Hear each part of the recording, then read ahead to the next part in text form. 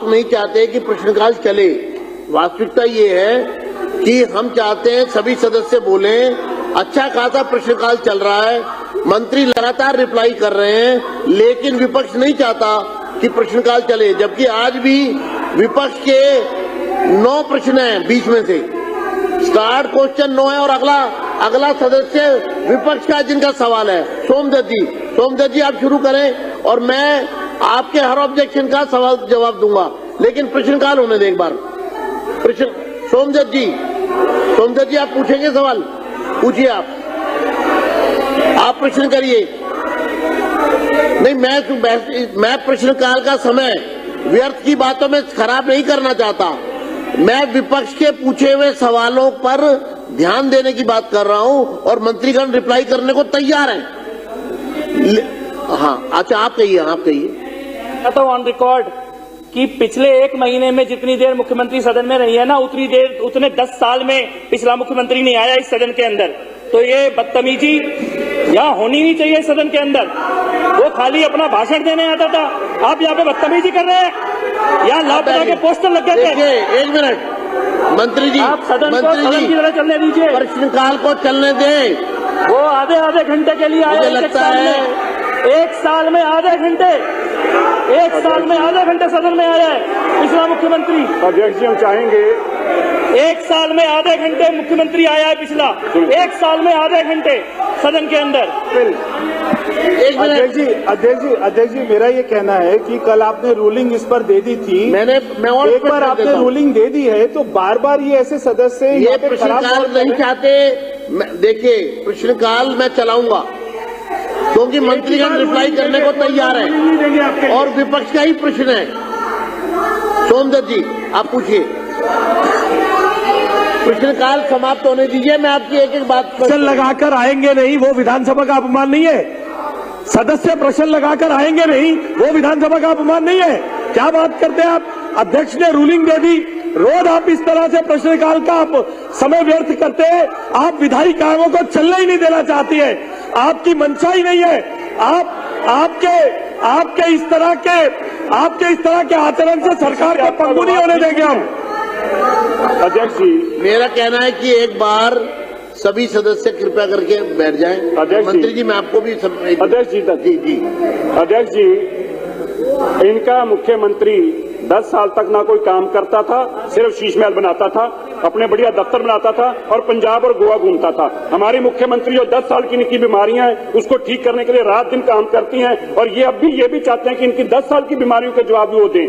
आज बड़ी शर्म की बात है कि आपके मुख्यमंत्री ने जब एक रूलिंग दे दी वहां से, आप उसको मानने को तैयार नहीं, उस व्यवस्था को मानने को आप तैयार नहीं है। मेरा अनुरोध है। और अभी भी भगौड़ा पंजाब जाकर बैठा हुआ है। हमारी मुख्यमंत्री पंजाब जाके नहीं बैठी, गोवा जाके नहीं बैठी, हमारी मुख्यमंत्री काम कर रही है। आप बैठिए।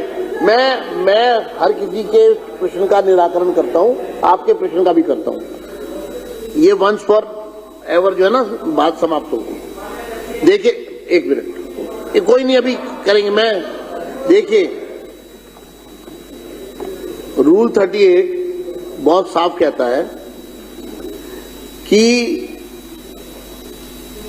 विशेष अथवा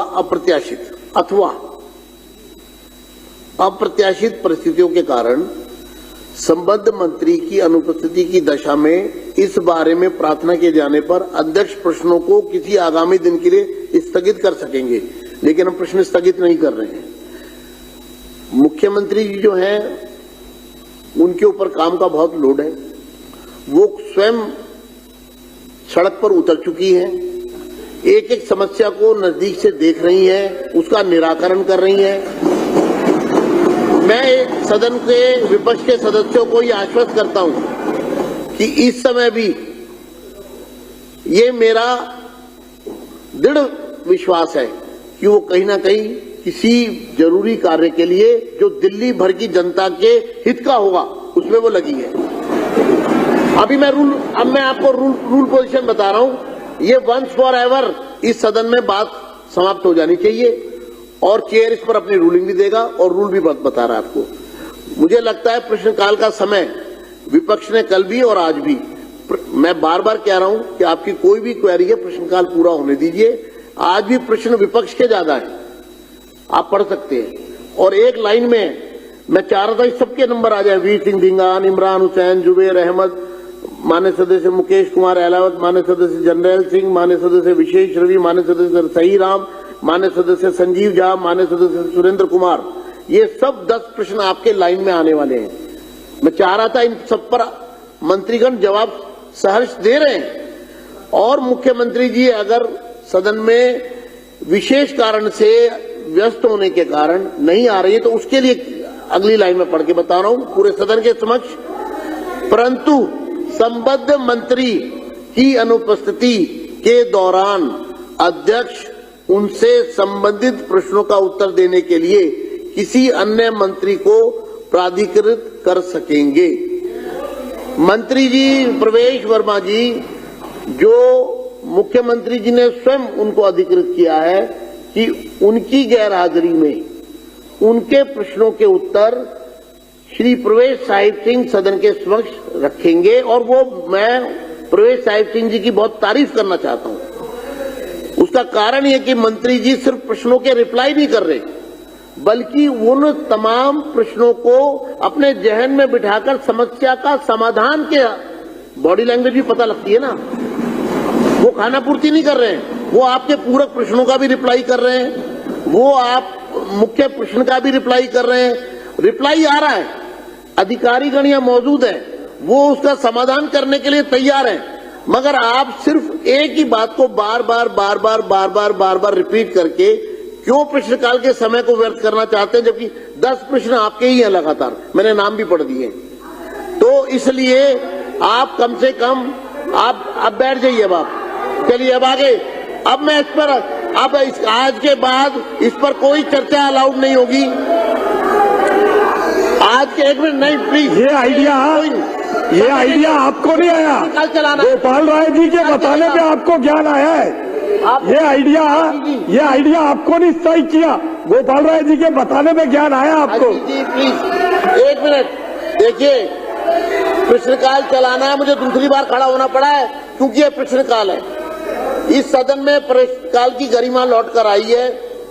10 साल चूंकि हम लोग विपक्ष में रहे, हम तरसते रहे प्रश्न पूछने के लिए, इसलिए मैं विपक्ष के सदस्यों को ज्यादा मौका दे रहा हूं, क्योंकि मैं इनकी बिरादरी का रहा हूं, विपक्ष में रहा हूं मैं 10 साल, आपकी बिरादरी में रहा हूं। अब दुर्भाग्य से आप मेरी जगह पर आ गए हैं, तो इसलिए मैं आपके दर्द को समझ सकता हूं, क्योंकि मैंने वो दर्द सहन किया है विपक्ष का, कि आप मुझे प्रश्न पूछने नहीं देते थे। मैं आपको आमंत्रित कर रहा हूं प्रश्न पूछने के लिए।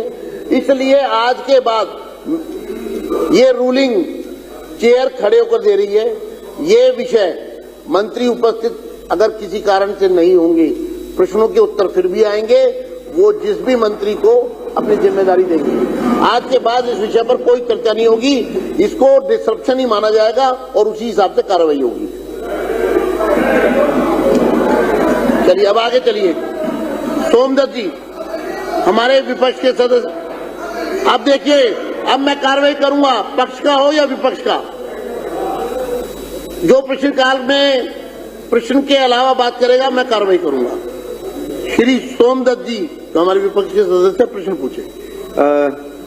माननीय राजस्व मंत्री जी, प्रश्न संख्या 44 का जवाब देने की कृपा करें। अध्यक्ष जी, माननीय सदस्य ने जो सवाल पूछा है वैसे तो उसका जवाब दे दिया है।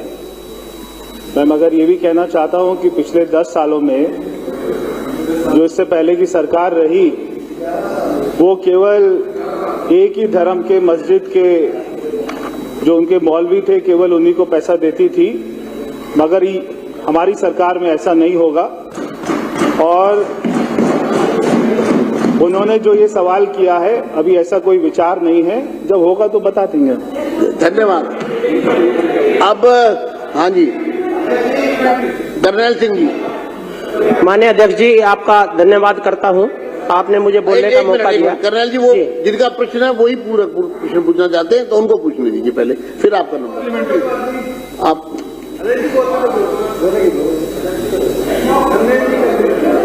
थोड़ा जल्दी करिए, 15 मिनट रह गए। अध्यक्ष जी, वित्त वर्ष 2025-26 के बजट में क्या मंदिर के पुजारियों को 20,000 रुपए प्रतिमाह देने के लिए कितना बजट आवंटित किया गया है? और उस बजट में कितने मंदिरों में और कितने पुजारियों को सरकार मानदेय देगी? उन्होंने स्पष्ट कर तो दिया कि अभी ऐसी कोई ठीक योजना नहीं है। है। और एक मिनट चलिए अध्यक्ष जी, अध्यक्ष जी बहुत ही अध्यक्ष जी बहुत ही कमाने खुशी की बात बोलने का अधिकार छीन रहे हो आप। ठीक है। अध्यक्ष जी बहुत ही खुशी की बात है कि इस चुनाव के बाद में हमारे विपक्ष के लोग भी मंदिरों की याद कर रहे हैं, पुजारियों की याद कर रहे हैं। ये प्रश्न आपकी तरफ से आया है।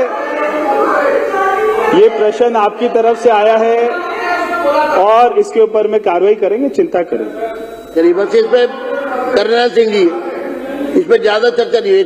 पूरा माननीय अध्यक्ष जी धन्यवाद, आपने मुझे बोलने का मौका दिया। लॉर्ड में बात आ रही मैं है। माननीय मंत्री जी से अनुरोध करूंगा कि हमारे नवरात्रे आ रहे हैं और दिल्ली की जगह जगह फुटपाथों पर जो मीट बेचा जा रहा है, जिससे हमारी आस्था को भी ठेस पहुंचता है, और दुकानों पर खुले तौर से जिनके पास लाइसेंस भी नहीं है, मैं मंत्री जी को अनुरोध करूंगा कि इसका संज्ञान लेकर के कम से कम जो पटरियों पर मीट बेचा जा रहा है उसको इमीडिएटली बंद किया जाए, ताकि हमारी आस्था को। अब अगला प्रश्न लेंगे, बस हो गया।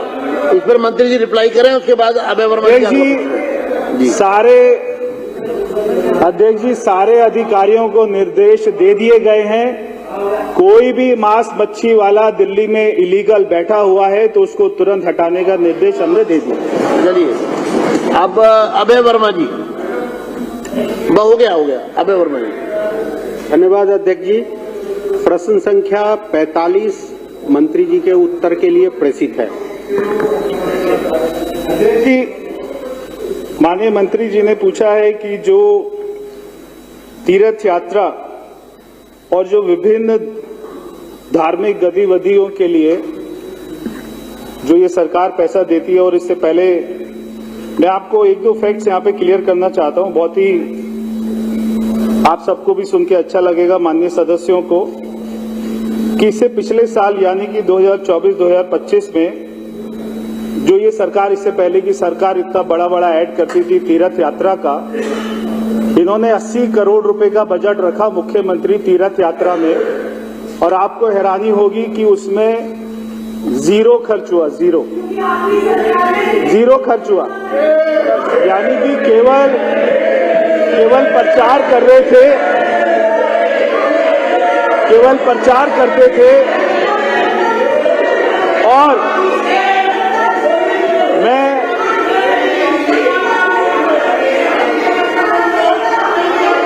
आपको एक और प्रश्न का रिप्लाई करने दीजिए।